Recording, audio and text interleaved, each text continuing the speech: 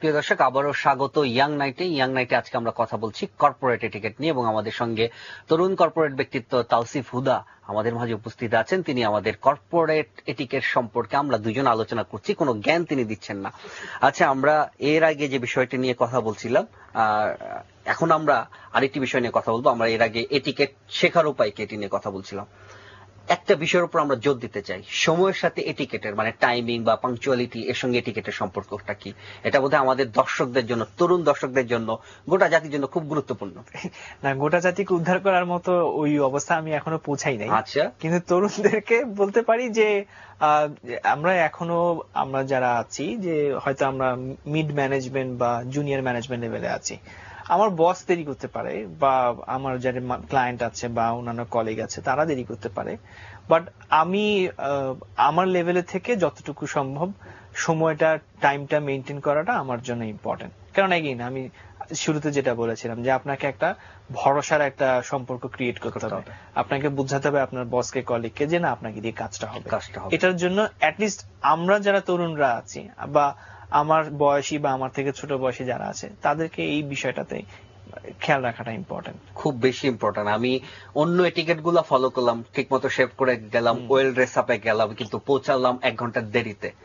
তাতে করে আমার পুরো এটিকেটটাই বা আমার পুরো আচরণটাই প্রশ্নবিদ্ধ হয়ে যাবে। হ্যাঁ, এখানে আরেকটা বড় ব্যাপার হচ্ছে যে এগেইন এই নিজের সিরিয়াসনেসটা, কাজের প্রতি যে আমার যে মোটিভেশনটা আছে, আমার সিরিয়াসনেসটা আছে, ওই জিনিসটা প্রজেক্ট করাটা ইম্পর্টেন্ট। এখন আমি যদি একটা মিটিং এ যদি 1 ঘন্টা পরে যাই, যেমন আজকে আমার সাথে হয়েছে, তাহলে আমি আসলে ওই পার্টিকুলার পার্টিসিপেন্ট যে সে মিটিং এ কতটুকু সিরিয়াস, ওইটা আমি তখনই আমার কাছে খারাপ মনে হচ্ছিল যে আসলে ওকে দিয়ে তো কাজ হবে না, ও আসছেই 1 ঘন্টা পর, ওকে দিয়ে আমি কি কাজ করাবো, আমার নিজেকে আবার কাজটা করতে হবে। এরকম ইমপ্রেশন যদি বসের মধ্যে যদি ঢুকে যায় তাহলে খবর আছে। কর্পোরেট এটিকেটের একটা বড় অংশ হচ্ছে অফিসে যে ইমেইল গুলো থাকে সেই ইমেইল অ্যান্সার করা। আমি এই ব্যাপারে একটু জানতে চাচ্ছি।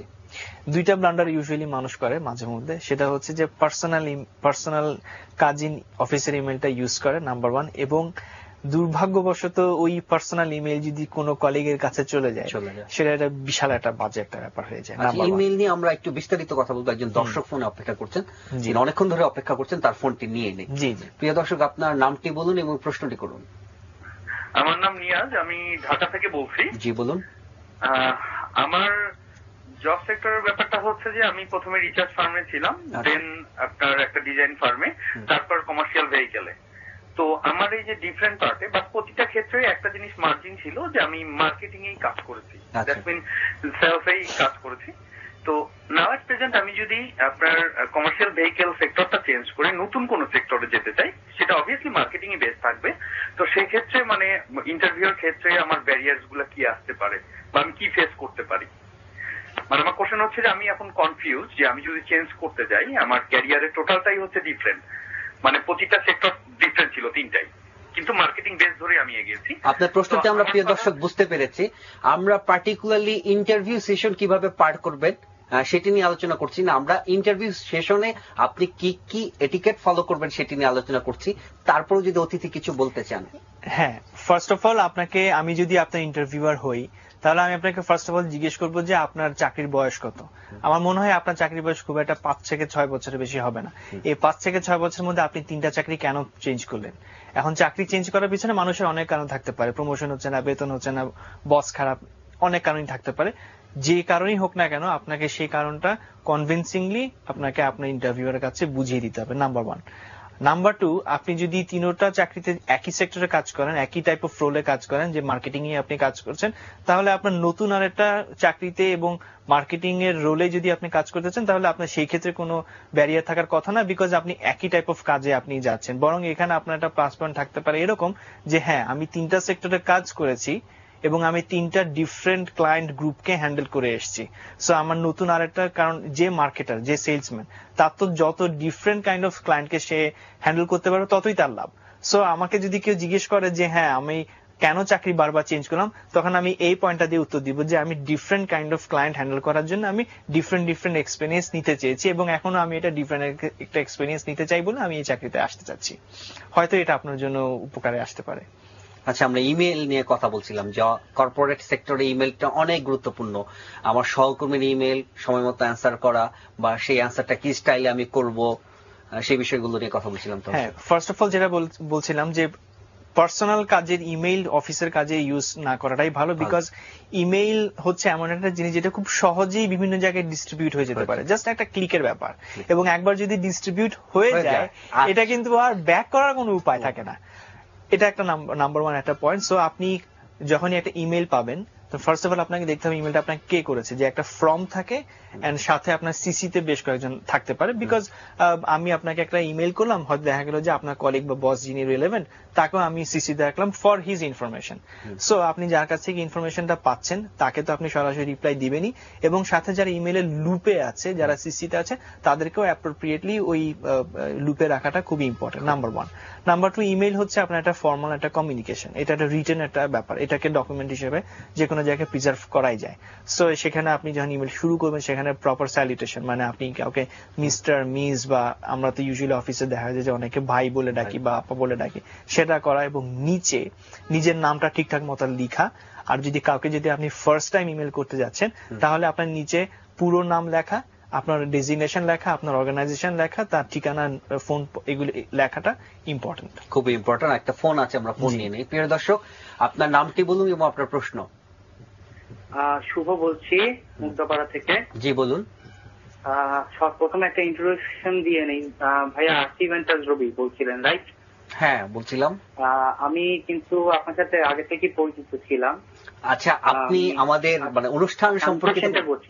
ঠিক আছে, ওকে। সেটা হচ্ছে আমরা যখন গাড়িতে কর্পোরেট লেভেলে, আমরা তো গাড়ি থাকে, আমি বর্তমানে জিপিতে আছি। আচ্ছা। তো সেখানে কি সমস্যাটা হয় হচ্ছে, আমরা যখন গাড়িতে আসা যাওয়া করি তো আশেপাশের থেকে তো সাধারণত যেগুলো হয় গ্রামীণ ফোনে, বা আমি এটা বলা উচিত না আমার ঠিক, মানে কোম্পানি সম্পর্কে অনেক বাজে মন্তব্য করে গাড়িতে ওঠা পরে, বা নিজেদের মধ্যে এটিকেটা ঠিক থাকে না, তখন আমার কি করণীয় তাদেরকে থামানোর জন্য? দুর্দান্ত প্রশ্ন, খুবই ভালো প্রশ্ন। বলুন। প্রথম কাজ হচ্ছে বোধহয় আমরা বলতে পারি যে আপনাকে এই আলোচনায় অংশগ্রহণ কোনোভাবেই করবেন না। ভাই খুব সহজ একটা কথা বলি, মাছি মাইরা হাত কালা করে লাভ কি?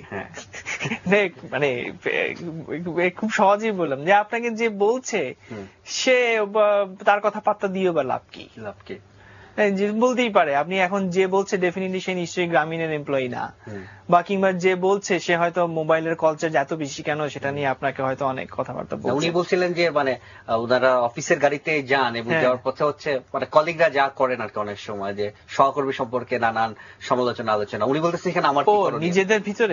আচ্ছা, নিজেদের ভিতরে হচ্ছে এমন যদি হয় তাহলে ফার্স্ট অফ অল আপনাকে আমাকে যদি আমি এরকম কোন পজিশনে যদি আমি পড়ি, তাহলে আমি বলবো যে ভাই যার যার পার্সোনাল ব্যাপার তাকে হ্যান্ডেল করতে দেন, এটাতে আপনি ইনভলভ হয়ে কোনো লাভের লাভ কিছু হবে না। আমাদের অনুষ্ঠান একদম শেষের দিকে তাওসিফ, অনুষ্ঠান শেষ করার আগে আমি একটু কি বলবো কনক্লুড করতে চাই, আমাদের টিপস গুলো আমরা বলতে চাই আমাদের কর্পোরেট এটিকেট সম্পর্কে। এক নম্বর কথা হচ্ছে যে ক্যাজুয়াল অ্যাটিটিউড কর্মক্ষেত্রে না করাই ভালো। 2 নম্বর হচ্ছে যে অন্য ওয়ার্ক স্টেশন, অন্যের পিসি এইসব দিকে উকি মারা কোনোভাবেই বাঞ্ছনীয় না। 3 নম্বর হচ্ছে যে আমরা মোবাইল ফোন ব্যবহারের ক্ষেত্রে যাতে আমাদের সতর্ক থাকি, আমাদের যাতে আমার সহকর্মী বিরক্ত না হয়। 4 নম্বর হচ্ছে যে কোনো অন্য সহকর্মীর কোনো ফাইল কিংবা নোটপ্যাড কোনো কিছু দেখার আগে তার পারমিশনটা নেওয়া জরুরি। 3 নম্বর, তারপরের ধাপটি হচ্ছে যে কাশি হাঁচি দেওয়ার সময় মুখ থেকে রাখা। তারপর হচ্ছে কর্মস্থলে ক্রমাগত চুইংগাম খাওয়া, এই পয়েন্টটিও দেওয়া আছে।